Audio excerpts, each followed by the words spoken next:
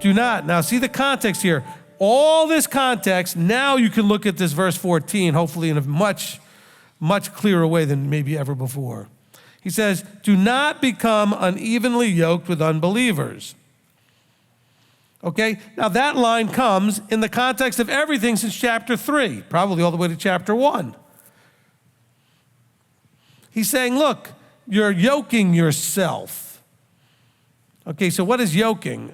I know a lot of people like to use the actual physical metaphor of cattle, and when you yoke them to plow, etc., and when you have an unequal yoking, you don't get a straight line and that kind of thing. But really, the metaphor here, and would have been understood in these days, is that yoking is a discipleship phrase.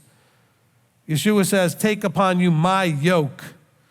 In other words, be taught or instructed by me in the idea of not just as a teacher, but as a discipler. So he's saying here, do not become yoked or unevenly yoked with an unbeliever.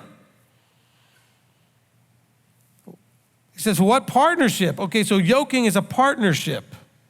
For what partnership have righteousness with lawlessness? And what fellowship has light with darkness?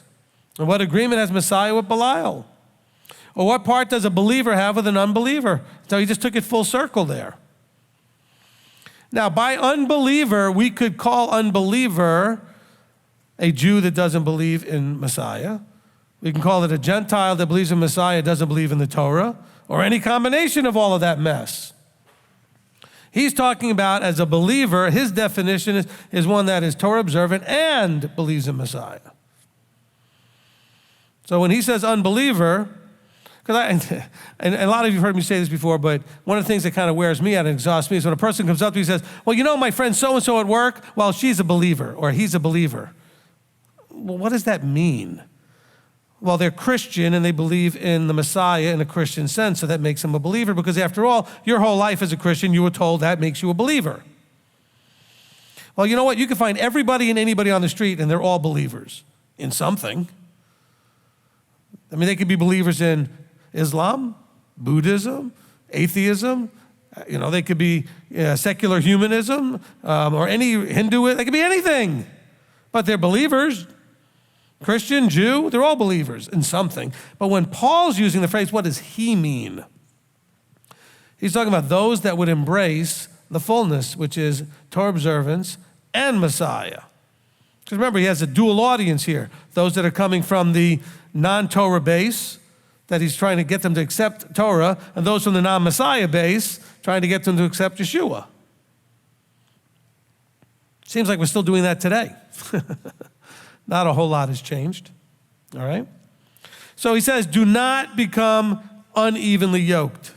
In other words, don't yoke yourself with someone who's not the same as you in terms of who you're choosing to have instruct you. Are you being instructed and discipled through Torah observant Messianic understanding, like through Yeshua and Torah together? Because a lot of people are out there going, well, I really like such and such teacher. Well, does that such and such teacher do both? A lot of really great rabbi Jewish teachers out there that some people might like, and guess what? But they're not teaching both. And what can happen is your affections can pull you away. Some of you sit there going, not me, Rabbi. Well, maybe you're the exception, but do you want to risk it? Why would you risk it? I'm not saying you couldn't be an exception. There probably are some people that can do it. But be careful with that. There are people with the same thing where there are other teachers out there that are teaching a very well, quote unquote, what appears to be very well-versed, well-trained and studied in the Bible, who either A, don't believe in Messiah or don't believe in Torah. Because there's some of you still listen to some of your old Christian teachers that you used to like. Look, there are guys out there, I won't name the name, but you know there's a guy out there that almost all you Messianics know him, but he doesn't believe in Messiah. But you think he knows the Bible better than you do. Now, maybe you can handle that. Not everybody can.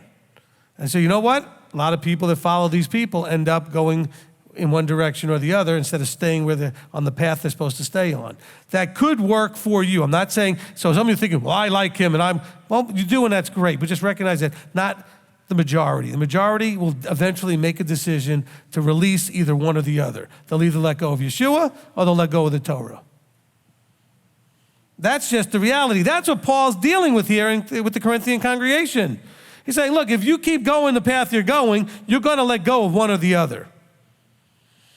Or you're going to twist it and pervert it from what it's actually designed to be. It no longer will be what it was originally, what it is. I don't even say what it originally was supposed to be. You'll also twist the understanding of what it actually is. Because Yeshua is. So it's not about you. Whether you understand him correctly or not doesn't change anything. He is what he is. He is who he is. Same thing with the Torah. It doesn't matter if you understand it right or wrong. It is what it is. You may be twisting it or inappropriately, maneuvering it to your convenience, but it still is what it is, regardless of what you do to it. Okay, you can't hurt the truth. You can't mess the truth up. The truth is still going to be the truth. You may embrace it incorrectly or incompletely or in your own twisted way of doing it. And if you don't like the word twisted, well, that's too bad. That's what you're doing. Sorry about that. It is what it is.